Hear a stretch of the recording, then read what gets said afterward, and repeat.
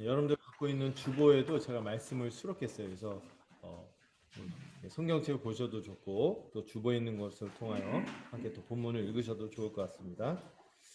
자, 누가복음 15장 11절부터 24절까지 제가 한 절 읽고 여러분들이 한 절 읽는 식으로 교대해서 읽도록 하겠습니다. 또 이르시되 어떤 사람에게 두 아들이 있는데 그 둘째가 아버지에게 말하되 아버지여 재산 중에서 내게 돌아올 분깃을 내게 주소서 하는지라. 아버지가 그 살림을 각각 나누어 줬더니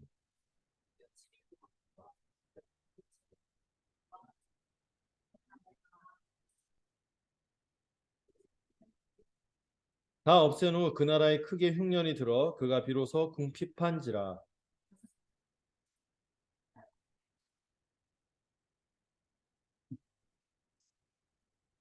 그가 돼지 먹는 쥐염 열매로 배를 채우고자 하되 주는 자가 없는지라.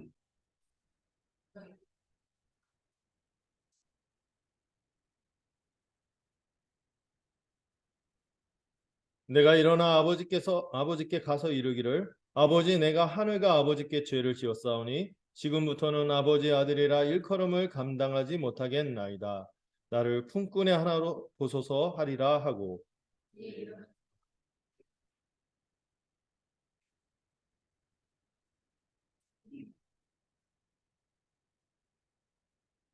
아들이 이르되 아버지 내가 하늘과 아버지께 죄를 지었사오니 지금부터는 아버지의 아들이라 일컬음을 감당하지 못하겠나이다 하나.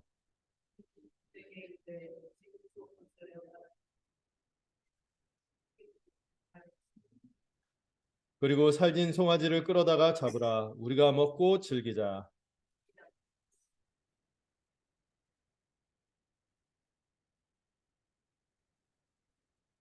아멘. 네.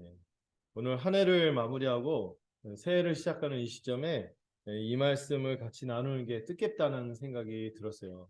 5월 한 해도 우리가 하나님의 은혜로 풍성하게 살았던 것처럼 또 내년 한 해도 더 큰 풍성한 이 아버지의 은혜를 누리며 살았으면 좋겠다는 마음으로 이 말씀을 함께 나눴으면 좋겠다. 예, 이런 마음이 들었습니다.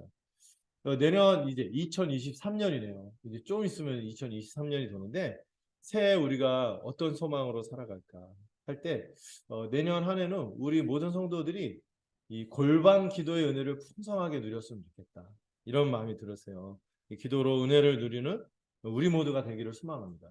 네, 저도 참 이 기도 부분이 정말 숙제이고 정말 제가 앞서서 더 기도 많이 하고 해야 되는데 이런 면에서 참 이렇게 빚진 마음이 많아요. 그런데 이렇게 같이 교회와 함께 기도하면 저도 힘을 내서 기도하고 여러분들도 이제 신앙의 연수가 깊은 분들은 어느 정도 이제 기도 습관이 몸에 배어서 잘하시는 분들도 있겠지만은 이렇게 교회를 힘입어서 같이 기도할 때 또 같이 이 골방 기도 이 시간을 소중하게 하는 이 시간이 되었으면 좋겠다는 생각이 들어요.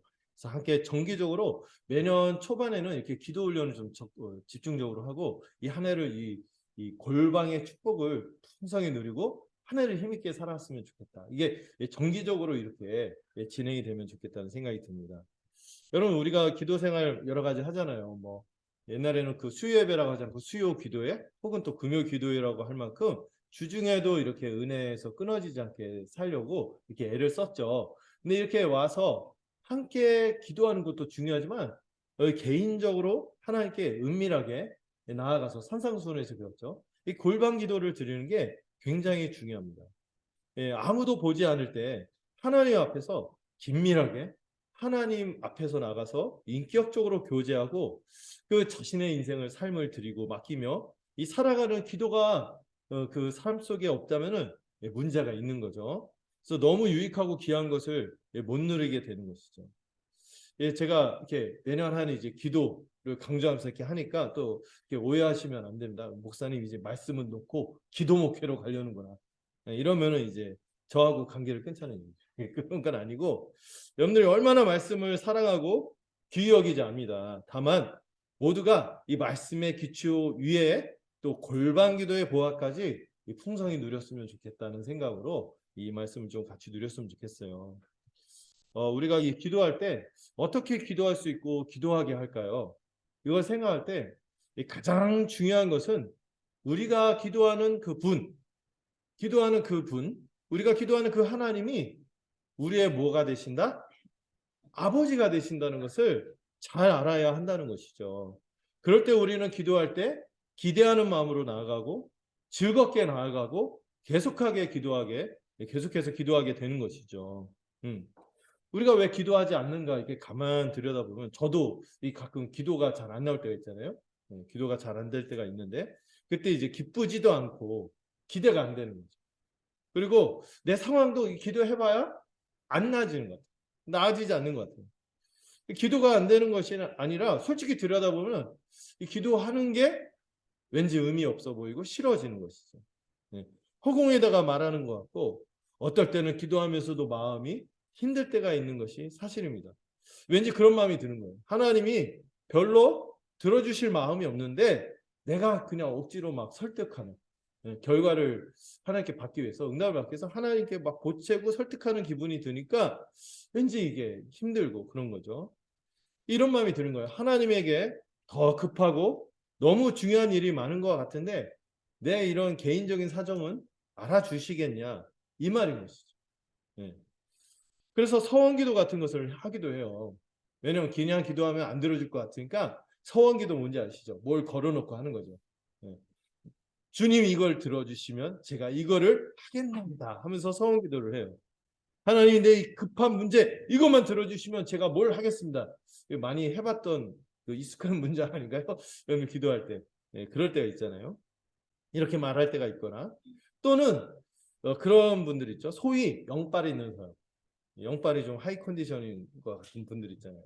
이분은 나는 기도해도 잘 안 될 것 같은데 이분한테 가면은 이분은 기도 반드시 하나님이 잘 들어줄 것 같고 그래서 그 은은하게 타종교 계열의 신령 이런 분들을 찾아가서 뭐 권사님 기도가 용하시더라 하면은 막 찾아가서 기도 부탁을 하는 거예요. 왜 이런 일이 서원기도나 막 이런 기도 부탁을 하냐 하면은 그 마음을 들여다보면 나도 내가 한심하고 신앙적으로 잘 열심히 하는 것 같지도 않고 잘하는 것 같지도 않고 가만 보면 나보다 더 열심히 하는 사람들 많거든요. 잘하고 딱 사람도 보면 나보다 괜찮아. 이런 사람들이 많은데 하나님이 굳이 내가 이렇게 나와서 기도하는 거 그 음성에 귀 기울이실까 신경이나 쓰실까 하는 생각이 드는 것이죠. 특히 우리 자신이 마음에 안 들거나 걸리는 행동 같은 거 있을 때 또 허물 같은 게 있을 때 또 이렇게 잘 해결 안 되고 오랫도록 이렇게 나를 발목 잡는 그런 구습이죠. 그런 그 죄의 습관들 있잖아요. 이게 있으면 하나님이 날 안 돌아보실 것 같은 마음이 드는 거죠. 하나님이 싫어하시기 때문에 왠지 내가 기도해봐야 안 들으시지 않겠나 하는 생각이 은연중에 있더라고요. 여러분 물론 하나님은 죄를 싫어하세요. 죄를 싫어하시죠. 그렇다고 여러분 기억해야 될 것은 우리를 싫어하시는 것은 아니다. 이런 마음이 있어야 돼요. 우리의 존재를 하나님께서는 정말 그 죄인이고 막 그럼에도 불구하고 불쌍히 여기시고 그대로 받으셨어요. 그런데 뭘 싫어하세요? 우리의 행위를 싫어하시는 거지 우리의 존재를 싫어하는 것은 아니죠. 이러면서 하나님과의 이 관계 이러면서 이걸 잘 구분할 수 있어야 돼요. 우리의 존재를 하나님은 궁휼한 마음으로 있는 그대로 받아들이십니다.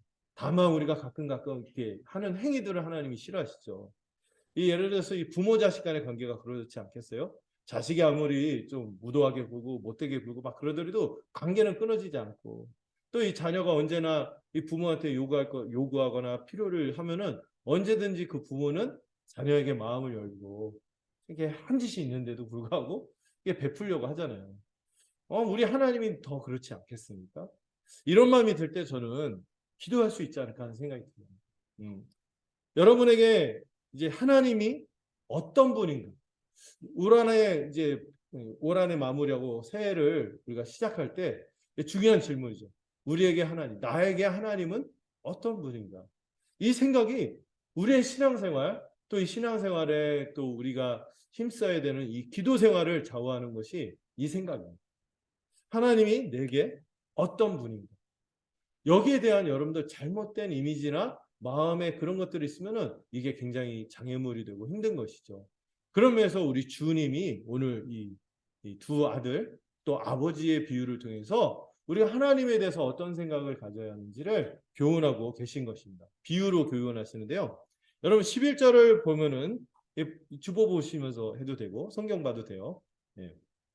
11절을 보면은 어떤 사람이 두 아들이 있었습니다. 이 비유는요, 하나님이 어떤 분인지 또 우리와 같은 사람들을 하나님이 어떻게 생각하는지 알려주시는 비유거든요. 여러분들 이 비유를 말씀하신 분이 누구입니까? 예수님이죠. 예수님은 어떤 분이세요? 누구보다도 하나님을 잘 알고 계시는 분이에요. 하나님 언제적부터 알았죠? 영원전서부터 아신 분이에요. 영원전부터 알고 영원토록 온전히 하나 되셔서 그분의 심정을 아시고 모든 것을 아시는 분이 우리 예수님이신데, 또 함께 하신 하나님의 아들이신데, 그분이 사람 중에서 가장 제일 하나님을 아시는 분으로서 우리 하나님은 아버지로서 이런 분이야 하고 이 말씀을 우리에게 주신 것이죠. 이 이미지로 우리가 하나님을 생각해야 돼요. 이 비유에 나타난 하나님을 깊이 생각해야 합니다. 이 아버지에게 이 두 아들이 있었는데, 이 두 아들 중 둘째가 아버지에게 뭘 요구합니까? 재산 중에서 자기 몫을 미리 달라고 합니다. 옛날에 그 개구용제 4천만 땡겨줘 이랬는데 그게 아니죠. 이 아버지가 갖고 있는 이 재산을 미리 달라는 거예요. 근데 이게 그 당시 문화에서는 있을 수 없는 일이에요.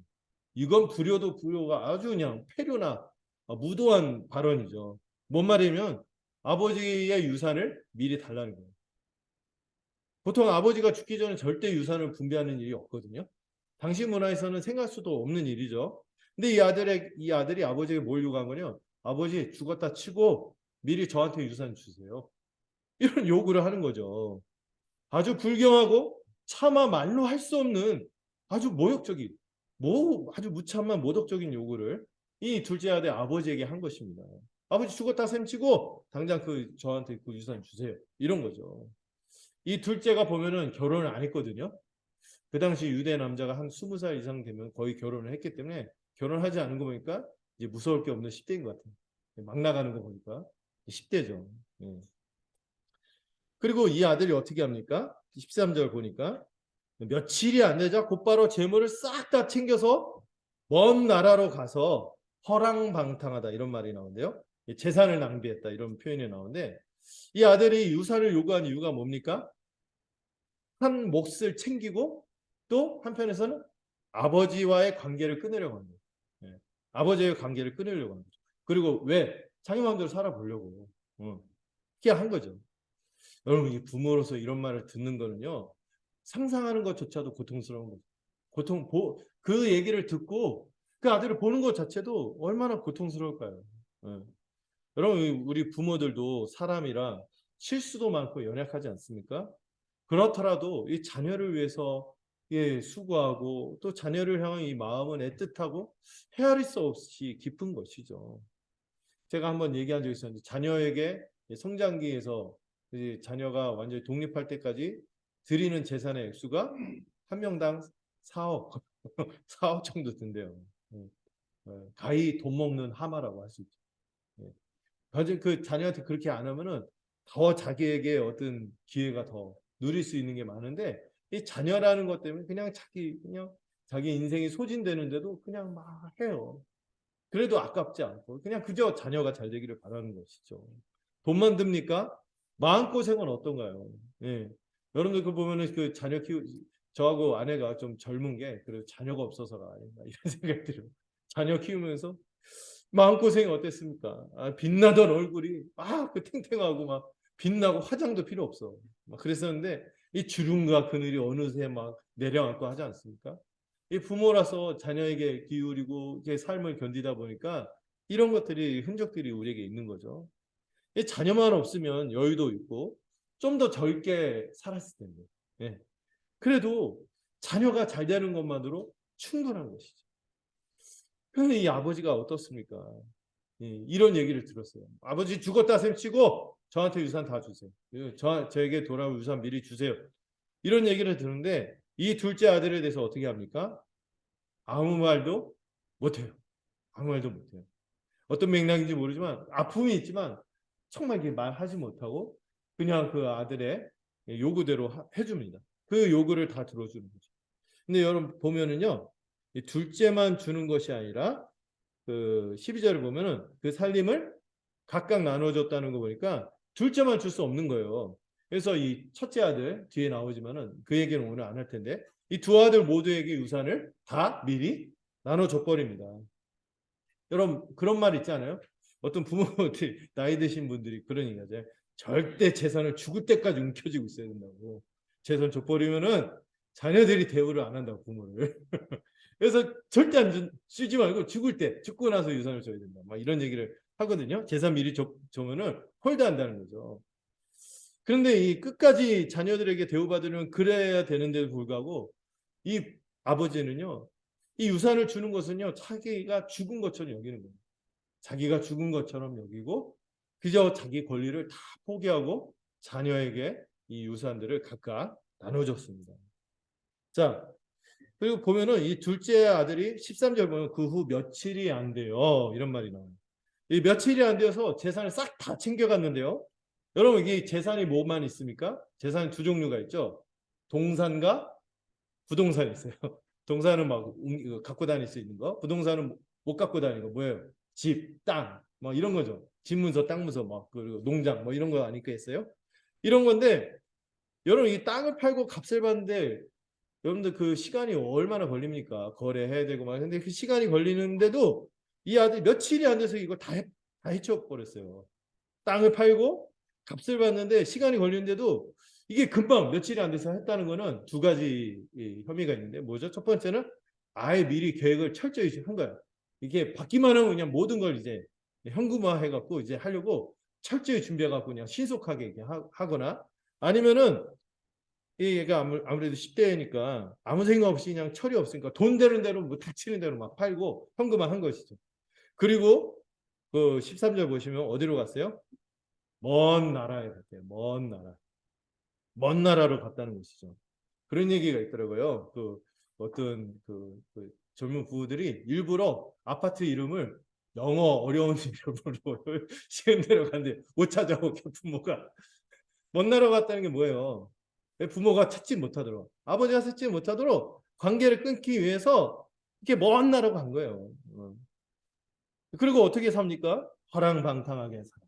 아주 그냥 고삐 풀린 것처럼 무절제하고 흥청망청 다 쓰면서 이렇게 지낸 것이죠. 자, 그리고 이 지낸 이 삶의 모습이 어떤지 뒤에 형이 그 분노에 차서 말하죠. 아버지의 살림을 창녀들과 함께 삼킨 이놈이 막 이런 말을 해요. 어떻게 사는지 알만한 거죠. 네. 계획에 있어갖고 멋있게 독립해서 금이한양 이런 게 아니에요. 그냥 아무 생각 없이 이렇게 방탕하게 산 것입니다. 그 재산을 낭비했다 이 13절에 그런 표현이 나오는데 이 낭비한다 이 표현이 이 단어를 보면은 뿌렸다는 거예요. 뿌렸다는 거예요. 네. 플렉스 하면서 막 돈을 막 뿌리잖아요. 막 그런 거를 상징하는 그런 단어. 돈을 막 뿌려댄 거예요. 네. 이 사람은요, 그냥 이 둘째 아들 무슨 인생관이나 계획이 있어서 그런 게 아니에요. 그저 아버지의 간섭을 받기 싫은 거예요. 아버지의 간섭을 받기가 싫고 그저 떠나고 싶어서 지 것도 아닌데 마음대로 돈을 쓰면서 방탕하게 살고 싶기에 이러려고 그냥 아버지를 떠난 것이죠. 여기에 나타난 이 둘째 아들의 모습이 우리 모든 사람의 있는 모습이죠. 그 죄의 본질이 뭐라고 했어요? 자기 중심성. 하나님을 떠나 하나님의 주 되심, 아버지 되심을 인정하지 않고 그저 그냥 자기 것으로 자기 중심으로 살 수 있다는 이 인생들의 모습이 이 둘째 아들의 모습이죠. 자기도 감당하지 못할 이 헛된 자유를 원하는 거예요. 하나님의 주 되심을 인정하지 않고 하나님이 가장 우리의 주로서 복되게 우리를 다스리시며 가장 최고와 최선의 복을 주심을 의심하는 것이죠. 은연중에 내가 하나님 뜻대로 살면은 결국 하나님만 좋은 일이지 나는 잘 안 될 수도 있다 이런 생각을 하는 거예요. 특히 교회에서도 이 성경의 진리와 복음을 말할 때 저 같은 사람들이 나와서 말씀대로 삽시다 이렇게 얘기할 때 왠지 그렇게 살면 내가 재미없을 것 같아요. 나중에 그렇게 내가 다 나이 들어서 그렇게 사는데 지금은 아니야 이렇게 생각하는 거죠. 그래갖고 60, 70대 갖고 막 큰 후회를 하면서 이 젊은 사람들이 너희들 일찍부터 그렇게 살면 안 돼 막 이러죠. 이게 악순환 되는 거죠.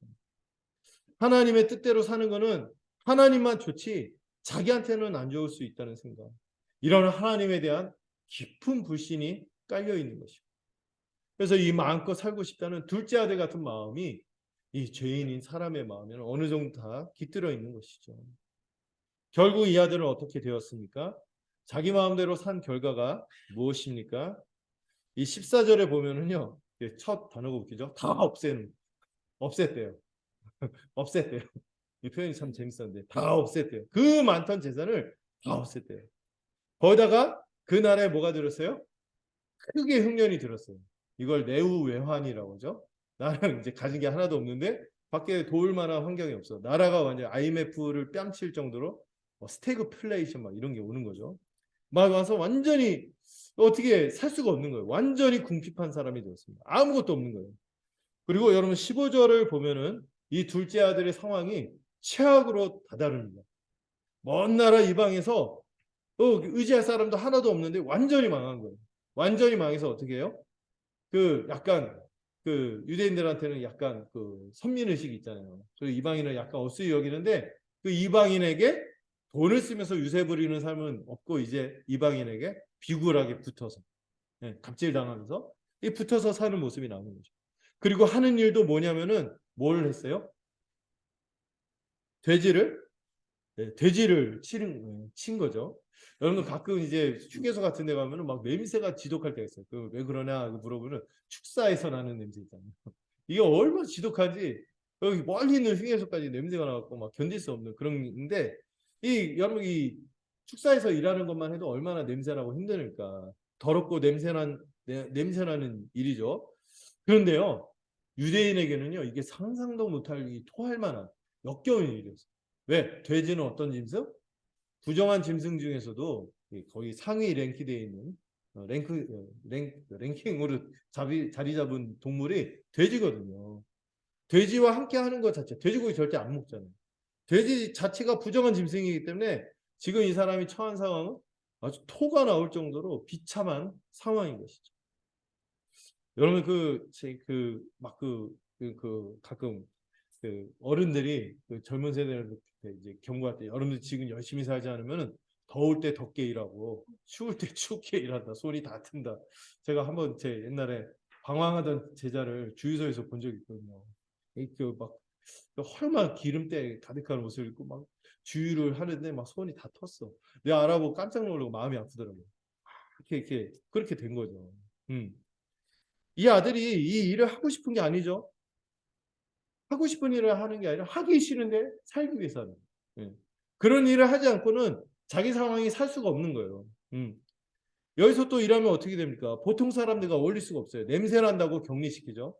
제가 군대 있을 때 똥을 퍼봤는데 똥 푼 날은 고참도 절대 가까이 오지 말라 하면서 밥을 친히 타다 주고 대접받았어요. 병장님한테. 밥을 제가 일병밖에 안 되는데 밥을 타다 주고 냄새 난다고 격리됩니다. 돈이 있을 때와 달리 이 사람이 돈이 없어지니까 어떻게 했어요? 이방에서 의지할 사람 없이 완전히 고립이 되어서 굶어 죽지 않으려고 고되고 사람들이 손가락질하는 천한 일을 하게 된 것입니다. 여러분, 이 비유에 나온 이 사람이 나락으로 떨어진 인생이 하나님 없는 인생이라는 거예요. 어떤 사람은요, 겉으로 볼 땐 부자이지만 실상은 돼지를 치는 또 이 부정한 가운데 더러운 가운데 궁핍하게 살아가는 사람이 있을 수 있어요. 여러분 부자임에도 불구하고 실제로는 그 고립되어서 사는 사람들이 많습니다. 자기가 원하지 않는 삶을 사는 사람들이 많아요. 그 영혼이 고립이 되어서 돼지 치는 지경에 그 극단으로 몰려서 어찌할 바 모르는 인생들이 많아요. 다 왜 그렇습니까? 하나님이 없기 때문이죠. 반대로 우리 믿는 사람들은 인생이 굴곡이 있다 할지라도 하나님 때문에 언제나 풍성하고 감사할 수 있는 것이죠. 여러분 이 타락한 이 세상은 이 하나님 없는 세상은 이 타락한 세상은 이 흉년을 맞은 세상과 같은 거예요. 또 죄인은 자기 것으로 충분히 살 것 같지만 하나님 없이 자기 것으로만 충분히 살 수 있을 것 같지만은 결국에는 궁핍해지고 나락으로 치닫는 것이 인생이라는 것이죠. 여러분들이 갖고 있는 소유가 있나요? 소유가 괜찮나요? 넉넉하나요? 여러분들이 재능이 사람들을 압도할 정도로 괜찮은 재능이 있나요? 언제까지 그 재능이 통할까요? 여러분들 건강 자신했습니까? 저희는 지금 이 사춘기 친구들은 이 건강 이 부분은 생각이 안 하겠지만 우리 갱년기 맡고 있는 저와도 그렇고 이거는 이 건강이 얼마나 진짜 찾기 힘든 게 이 건강이구나 하는 걸 알지 않습니까? 사회적인 지위도 마찬가지죠. 언제까지나 우리가 누릴 수 있는 게 아니죠. 어떤 것도 영원하지 않아요. 흉년을 맞은 세상이요. 아버지를 떠나서 허랑방탕에서 모든 것을 없애서 막바지 치닫은 인생 같은 것이 이 죄인들의 모습이죠. 자, 이 16절을 보면은 돼지를 치고 있는데 이 사람이 너무 배가 고픈 거예요. 너무 배가 고프니까 돼지가 먹는 게 눈에 띈 거죠. 예. 품꾼으로서 하기 싫은 일을 해도 굶주림을 채우는데 충분하지 않은 거예요. 그리고 이게 돼지가 먹는 게 뭐였냐면 여기 보면 쥐염 열매라고 하는데 이게 뭔지 모르겠어요. 근데 이건 사람이 못 먹는 곡류래요. 사람이 결코 먹을 수 없는 곡류래요. 예. 그런데 이거라도 먹어서 배라도 채우고 싶은 거예요. 그런데 얻을 수가 없대요. 왜? 줄 사람이 없는지라. 완전히 고립된 관계에 있다는 것이죠. 예. 줄 사람이 없기 때문에 완전히 배가 고파서 빈궁한데 고립까지 된 것입니다. 내려갈 대로 내려가고 계시죠. 그리고 17절 어떻습니까? 드디어 결심을 했습니다. 여기 본문에 보면은 스스로 돌이켜라는 표현이 나오죠. 스스로 돌이켜. 이게 본문이 이런 뜻이래요. 자기 자신에게 돌아와서. 자기 자신으로 돌아왔다. 이런 표현인데 이게 좀 쉽게 무슨 의미인가? 자기 자신을 돌아왔다. 이게 뭐냐면 정신 차렸다는 거예요. 정신 차렸. 그동안 뭐가 없었어요? 완전히 뇌가 없었던 거죠. 뇌가 없이 이렇게 살다가 이제 정신이 든 거예요. 제정신이. 어떤 생각이 들까요? 자기가 원래 뭐예요? 아버지의 아들인데 다 버리고 떠났다는 사실을 안 것입니다. 그렇지만 지금 지가 벌인 일이 무엇인지 아는 거예요. 그래서 속으로 시뮬레이션을 합니다. 차마 자기가 어떤 사람이라고? 이런 인식이 들어온 거죠. 아버지의 아들이라고 할 수 없는 존재인 것을 아는 것이죠. 아버지에게 어떤 요구를 했어요? 아버지 죽었어요. 아버지 죽었다 생치고 저한테 유산 주세요. 얼마나 그냥 아버지 살아있는데 죽은 사람 취급하고 그의 모든 것을 강탈해 갔습니까? 강탈해 갔어요. 얼마나 낭비했습니까? 차마 아버지 아들이라고 할 수 없는 존재인 것을 아는 거예요. 또 뭘 알았냐면은 또 뭐가 기억이 났어요? 아버지의 집에서는요, 품꾼도 자기보다 훨씬 배부르고 풍족했다는 것이죠. 그 당시에 일꾼이 3단계가 있었대요. 무슨 집사, 이렇게 3단계가 있는데, 그 중에 가장 밑단계가 여기 나오는 이 품꾼. 그 품꾼, 일용 노동자죠. 계약직 일용 노동자인데, 그런 사람도 자기보다 훨씬 같다는 거예요. 그가 정신 차린 것은 하나님 아버지 없이 마음대로 살겠다고 했지만 결국 자기의 비참함을 알고 뭐를 떠올린 거예요? 아버지의 품이 얼마나 따뜻했음을 생각한 것이죠. 얼마나 풍요롭고 따뜻했는지 이게 생각이 든 것입니다. 그래서 18절 중요한 결심을 합니다. 18절 일어나 어떻게 했어요? 아버지께로 가겠다고 결심을 한 거죠. 그리고 아버지를 만나면 할 말을 혼자 막 나름 그 시뮬레이션을 하는 거예요. 예행 연습을 하는 거예요. 이 하늘은 하나님에 대한 그 환유, 비유적인 표현이죠. 내가 하나님과 아버지께 죄를 지었사. 이제부터는 아버지의 아들이라 일컬음을 감당하지 못하겠습니다. 얼마나 불쌍하게 보일까 막 표정 연습도 하고 막 절절하게 말할까 그 우리말엔 성조가 없지만 막 성조 이런 거 연습하면서 아버지께 차마 이 아버지 아들이야 일컬음을 감당하지 못하겠습니다. 막 이런 말을 하고 그리고 그저 품꾼의 하나로 봐주소서 이 대사 연습을 하고 가기로 한 것이죠. 이 얘기를 할 때요 진정성도 있는 거죠. 아버지께 가면 풍족함을 알지만 자신은 갈 만한 자격을 가진 자가 아닌 걸 아는 거죠. 이미 한 게 너무 큰 거예요. 자기가 그럴 만한 존재가 아니란 걸 아는 것이죠. 갈 수 없는 존재이며 너무나 큰 죄를 지은 것을 아는 거죠. 그래서 이렇게 말하는 거예요. 감히 아버지의 아들임을 주장할 수 없고 그저 품꾼의 하나라도 봐달라고 말하리라 다짐했습니다. 자, 그리고 20절을 보세요. 자, 20절 이에 일어나서 아버지께 갔더니 이 시뮬레이션한 게 허사가 됐어요. 모든 게 자기가 생각한 예상의 그림이 있었는데 이게 안 펼쳐지는 거예요. 전혀 예상하지 않은 일이 벌어졌는데 아직 거리가 서로 먼 가운데 누가 먼저 알아봐요? 아버지가 먼저 알아보고, 그것도 동네 어귀에서.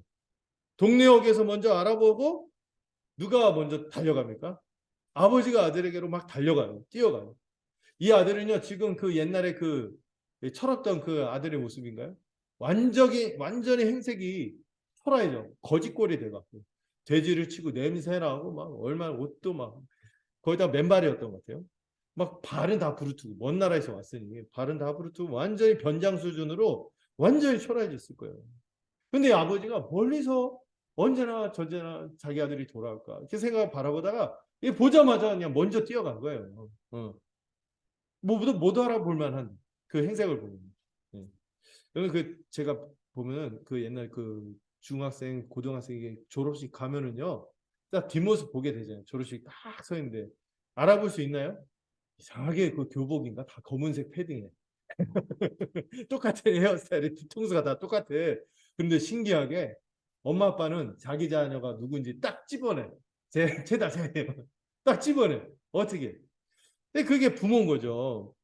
예. 다 똑같은 패딩을 입고 막 그렇게 있는데 딱 짚어내는 거예요. 그리고 유대인들은요, 우리 양반문화하고 비슷해서 절대로 가장은 뛰지 않는데요. 그럼 이게 걸어가지 비가 오거나 막 그러더라도 그냥 맞지 피하거나 맞지 뛰지 않는데요. 근데 이 아버지는 채통이고 뭐가 없어. 아들을 발견하자마자 알아보고 전력 질주해서 이 냄새나고 더러운데 이 아들의 목을 끌어안고 그 입을 냄새 장난 아닐 텐데 입을 맞추는 거예요. 이 아들을 불쌍히 여기는 마음으로 가득해서 무슨 중간 과정 이런 것이 없는 것입니다. 입을 맞추는 것은요 너무 우리 뭐 오바다 하는데 그 당시 문화는 입을 맞추면서 이 반가운 인사, 저기가 없고 나는 너를 정말 받아들인다. 이걸 표현한 게 입맞춤이거든요. 이 입맞추면서 이 반갑고 기쁜 감정을 아낌없이 표현하는 것이에요. 이거 보면은 보통 우리네 드라마 보면 어떤 과정이 있잖아요. 자기 뜻을 거역한 아들을 대하는 아버지들이 있잖아요. 아들이 찾아와도 쳐다보지도 않아. 가라! 내는 네 같은 아들 준 적 없대! 막 이러죠. 그럼 옆에서 또 엄마가 역할을 해주죠. 아유, 그러면 안 돼요. 얘 꼴을 봐요. 얘 그러면 안 돼요. 막 그러죠. 그러면 그날 밤 자고 나면은, 예, 아들이 방 앞에서 이제, 아버지 방 앞에서 이제 강아지처럼 쩔쩔매고 서 있으면은 그 아버지가 그 방 안에 없었어. 바깥 그 마당 딱 지나가다가 방 앞에서 그 강아지처럼 있는 아들 탁 쳐다보면서 뭐라고 합니까? 아침은 먹었냐? 하고 다 가죠. 그리고 가면서 투비 컨티뉴 막 웃음 짓고 막 그 투비 컨티뉴 이런 과정이 있잖아요. 근데 여기 나타난 아버지는 그런 게 없어요. 과정이 없어요. 예. 근데 여기 나타난 이 하나님이 우리 아버지 되심을 묘사하는 이 그림이 누가 알려주시는 말씀이에요? 영원전부터 우리 하나님을 아시는 그 하나님의 아들이신 그분이 우리의 아버지 되신 하나님이 그렇다는 거예요. 채통도 없고 궁율과 사랑으로 가득해서 자녀를 위해 자기 것을 아끼지 않고 낭비하는 아버지로 애정을 낭비하고 모든 것을 낭비하는 아버지로 이 비유로 보여주고 있습니다. 그래서 어떤 목사님은요 탕자가 아니라 탕부 하나입니다. 이런 표현까지 쓰거든요. 이것이 한 인생을 향해서 하나님이 이 죄를 용서받은 자로서 회개하고 돌이킬 때 그 인생을 이렇게 대하신다고 주님이 생생하게 알려주시는 거죠. 여러분 예수님만큼 하나님이 이 아버지로서 이렇게 자기에게 나오는 이들을 어떻게 대하는지 아시는 분이 어디 있겠습니까? 이것이 성경에서 말하는 복음인 것입니다. 하나님이 우리에게 어떤 분이고 어떤 마음으로 우리를 대하시는지 이 생생한 장면으로 우리에게 보여주시는 거죠. 이것이 우리가 받은 제사함의 은혜요 화목해 된 은혜인 것이죠. 하나님이 우리와 화목하신 것이 바로 이런 아버지의 마음으로 된 것임을 보여주는 것입니다. 자, 그리고 보면은 이 아들이 이미 뭘 했었어요? 아버지 만나면 시뮬레이션을 했잖아요. 막 예행 연습, 막 대사도 열심히 치고 표정 연습도 하고 표정 관리도 막 하고 막 해서 준비한 대사를 치려고 합니다. 근데 21절을 보면요. 이 앞에서 말하던 거 있잖아요. 19절에서 연습했던 대사를 하다가 중간에 멈춰요. 끝까지 그 대사를 하지도 못해요. 한마디를 더 해야 되는데 그 있죠. 그 준비한 대사를 치죠. 21절에서 아버지 내가 하늘과 아버지께 죄를 지었사오니 지금부터는 아버지의 아들이라 일컬음을 감당하지 못하겠나이다 하는 순간에 끊쳐져요. 그래서 왜 반복해서 생략했나? 그게 아니라 이 두 가지 해석이 있는 거예요. 아버지가 아들의 말을 듣지도 않고 끊어버려요. 끊어버려요. 무슨 말을 할지 아는 거예요. 그런데 필요 없다는 거예요. 그 말 필요하지 않다는 거예요. 그저 아들에게 베풀고자 하는 사랑을 표현하고 그분이 갖고 있는 이 아버지의 호의와 선물을 마음껏 베푸시는 거예요. 예. 그냥 종들에게 좋은 옷과 가락지와 신을 가져오고 잔치를 벌여라. 살찐 송아지를 잡고 동네 사람들에게 알려라. 이 아버지가 마치 연습한 것처럼 이 아들이 말하는 거 다 듣기도 전에 이거 상관없어. 그냥 나는 내 자녀에게 내가 갖고 있는 사랑을 표현하고 싶어. 그래서 막 표현을 하는 것이죠. 내 아들이 돌아왔다. 그러면서 이 아버지의 아들의 말을 듣기도 전에 너무나 이 기쁨으로 가득 차고 흥분해서 이 아들이 무슨 말하는지 들리지도 않는 거예요. 막 그래서 막 얘기하는 거죠. 또 하나는 아버지가 말을 아예 끊는 것도 있지만 아들이 차마 말을 못했을 거다. 왜? 아버지가 너무 흥분하고 좋아하니까 너무 환대를 해주니까 자신을 품꾼의 하나라고 얘기하려고 하니까 아버지는 막 죽었던 아들이 살아 돌아왔다 하면서 너무 기뻐하는데 차마 품꾼의 하나로 보소서 이 말까지가 안 나오는 거예요. 이 말이. 예. 아버지가 조금이라도 이 아들을 대할 때 어색함이 있거나 그 드라마 계열이 있거나 꺼리낌이 있거나 그러면은 마저 말을 했을 텐데 너무 분위기가 그게 아닌 거야. 아버지가 나를 대하는 게. 뭐 너무 기뻐하고 이러는데 내가 이 말을 했다가는 아버지 기분을 막 그런 거죠. 막 흥을 깨는 것 같고. 그러니까 말을 못 하는 거죠. 이 아버지가 이 종들에게 그 아들이 아니라 이 종들에게 준비하라고 한 게 있죠. 좋은 옷을 갖고 와라 했을 때 이 좋은 옷은 이 스톨게라는 단어인데 길게 늘어진 고급 예복을 뜻한대요. 이게 언제 또 나오는 단어냐면은 요한계시록을 보면은 이 흰 옷을 입고 성도들이 영광스러운 옷을 입고 어린 양의 잔치에 참여하지 않습니까? 그때 입는 옷. 그 표현이 이 표현이에요. 스톨게. 그 옷을 입히고요. 또 가락지를 끼는데 보통 옛날에 그 가락지 반지에는 그 가문의 문양이 새겨져 있었대요. 이 반지를 껴주는 순간 뭐예요? 그 가족의 구성원, 이 가족의 분깃을 받는 자, 상속을 받는 자로 구성원임을 알려주는 그 가락지를 끼워주고 그 짓을 하고 돌아왔는데 가락지를 끼워주고 그리고 여러분 패션의 완성은 뭡니까? 신발이죠. 신발 백까지 얘기하지 마요. 이 신발 아닙니까? 이 터져 부르튼 맨발에 이 좋은 신을 신김으로써 풀세트로 해주는 거죠. 풀세트. 그리고 살찐 송아지를 준비하라. 근데 여러분 이 칼프라에서 이 살찐 송아지가 고급 식재료인 거 아시죠? 그 비프 스테이크 그중에서도 송아지를 최고로 친대요. 고급 식재료예요. 이게 언제 쓰느냐? 종교 예식, 특별한 종교 예식이나 기빈을 대접할 때 쓰는 것이 살찐 송아지인데 그걸 잡는 거예요. 아주 이 아버지는 이 아들이 이렇게 초라한 모습으로 돌아왔어요. 그날을 뭐로 여긴 거예요? 자기 인생 최고의 날로 여긴 것입니다. 잔치를 한껏 벌이고 먹고 즐기자며 기뻐하는 것이죠. 24절에서 뭐라고요? 아들이 죽었다가 다시 살아났고 잃어버렸는데 다시 얻었다며 아버지가 기뻐하니까 옆에 있는 사람도 이 아버지의 기쁨에 동화돼서 함께 즐거워합니다. 예. 그래서 여러분 우리 교회도요. 막 회원이 한 명 한 명 세워질 때 어쩌면 우리가 했던 것보다 더 극진한 더 기쁘게 마음 다해 잔치를 해야 되는 것이죠. 회원 한 명이 세워지고 또 교회 누군가 와서 신앙생활을 하려고 하고 아버지의 품으로 돌아오겠다면 얼마나 좋은 일인지 감사하면서 막 하는 것이죠. 이런 기쁨이 있어야 돼요. 교회는 잔치의 기쁨. 오늘 이 말씀을 통해 나누고 싶은 메시지는 우리가 기도하고 하나님께 나아갈 때 우리가 하나님을 어떻게 생각하는가 이런 질문을 던졌잖아요. 하나님이 우리에게 이런 아버지로서 다가온다는 생각을 가졌으면 좋겠어요. 네. 우리에게 어떤 마음으로 오시는지 알려주고 싶은 거죠. 우리가 기도할 때 굉장히 어려워하는 부분이 뭐냐면은 하나님이 과연 우리의 그 찌질함 이걸 견디시고 우리의 이런 짜잔한 이런 그 있잖아요. 막 말할 때 구차하고 막 이런 사정과 소원들에 과연 관심이나 기울일까? 여기에 대해서 확신이 없는 거예요. 근데 오늘 본문에 나타난 하나님 어떻습니까? 그렇지 않은 거죠. 이런 생각 하잖아요. 나 같은 게 뭐라고. 그냥 구원해 주시고 지옥 안 가게 해준 것만 해도 감사한데 뭐 구원해 주신 게 어디야. 일일이 내 문제를 기도할 때 이거 뭐 중요한 것도 아닌데 하면서 기대가 없고 그냥 목사님 어떤 목사님 이런 분들한테 기도 부탁하고 자신을 해봐야 기도빨이 없을 것 같고 이렇게 생각하는 거죠. 여러분 다시 한번 묻는데요. 우리는 하나님을 어떻게 생각합니까? 하나님은 우리에게 기도하라고 명령하십니다. 왜 기도하라고 하시냐면 우리에게 복 주시길 원해서, 은혜를 주시기 원해서 기도를 주시고 명령하신 것이죠. 둘째 아들 같은 이 막 나가는 아들에게도 선하게 대하시는데 우리 같이 이미 돌아와 아버지 품에 안긴 아들을 어떻게 대하시겠습니까?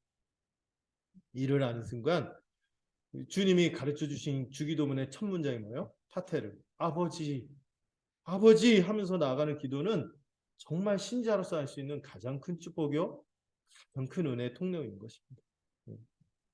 특별히 여러분들 기도할 때 왜 시간을 충분히 가지십시오 이렇게 권면하냐면, 어떤 분은 짧은 시간 기도해도 강렬하게 하나님의 은혜와 인재를 누리는 분들도 있을 거예요. 그렇지만 대부분은 충분히 시간을 가질 때 하나님이 어떤 분인지 막 생각하는 거예요. 하나님 내게 어떤 분이신가. 여러분 기도할 때 우리가 요구할 거 이전에 내가 기도하는 분이 누구인가. 이게 굉장히 중요해요. 기도 신앙의 출발점 가장 중요한 핵심은 내가 기도하는 당신은 누구입니까? 내가 기도하는 그분이 누구입니까? 내용, 뭐 이런 방법, 형식 이거 하나도 중요하지 않아요. 어쩌면 가장 중요한 게 뭐예요? 내가 기도하는 하나님은 어떤 분이시? 이걸 아는 거예요. 이거를 깊이 묵상하고 누리기 위해서 기도 시간을 가지라는 거죠. 충분히 가지라는 거죠. 우리가 간구하는 것들은요, 우리가 구하기도 전에 이미 하나님이 아세요. 그러나 우리가 간구하면서 이 친밀한 가운데, 이 짜잘한 가운데서 이 친밀함을 누리고 하는 건데, 그 전에 하나님이 나에게 어떤 분이신가? 여기에서 그 눈이 열려야 돼요. 마음이 열려야 돼요. 그 시간을 갖기 위해서 우리가 기도하는 거죠. 깊이 묵상하는 거죠. 내게 어떤 분이냐, 나를 얼마나 기뻐하시고 달려와서 목을 안고 입맞춤하시는 분인가. 이걸 깊이 묵상하고 누리기 위해서 우리가 기도 시간을 갖는 것입니다. 우리의 필요를 구하기 앞서서 복음을 묵상하세요. 우리에게 행하십니다. 하나님이 어떤 분이고 내가 어떤 자인데 하나님이 어떻게 나를 기뻐하는지, 이걸 깊이 헤아리는 시간이 먼저 우리에게 필요한 것입니다. 그래서 기도할 때 다 기도 제목 갖고 하는 것도 좋지만 말씀도 살피고, 그래서 우리가 DBS 하는 거죠. 말씀도 살피고 찬양도 부르고 그 하나님이 베푸신 은혜들, 복들 헤아려보고 회상하고 떠올리며 그 과정 가운데 우리 심령이 깨끗해집니다. 우리 심령이 깨끗해지고 좀 더 밀도 있게 하나님의 인재를 누리는 시간이 되는 것이죠. 그래서 주님이 골방, 타메이온, 이 보물창고라고 표현합니다. 골방이 우리의 보물창고가 되는 것이죠. 우리가 이 매일 바쁘게 살아가는 가운데서도 오히려 더 일상에서 항상 기도하는, 이 시간을 내어 기도하는 이 기쁨을 알게 되는 것이죠.